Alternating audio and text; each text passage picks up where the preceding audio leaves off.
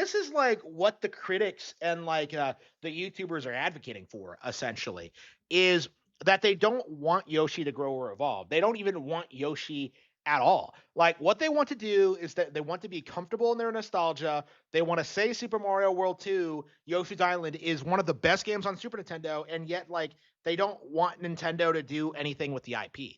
They can't do a game like Yoshi's Island because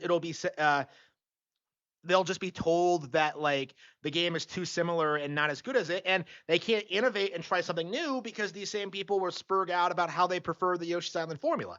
So in a lot of ways, you really do have to ignore the feedback to these individuals because they very much are indeed arguing in bad faith. And that really does need to be understood because we went into this release being told that this would be a minor release, that this was an embarrassing thing to announce on Mario's 40th anniversary. This was a waste of time. It was a stopgap release before the real Nintendo Direct would release the new games, would reveal the real games, right? This is something that people wrote off almost immediately, even after the trailers kind of demonstrated all of its unique mechanics.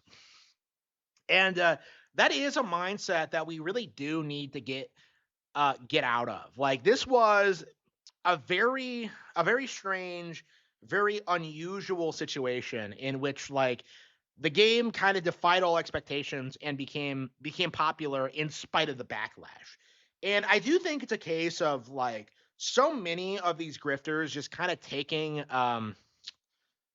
it for granted that Yoshi would never be taken seriously, that Yoshi would never be respected, and they were kind of taken off guard by it, which is why they're so busy spurging out about it right now.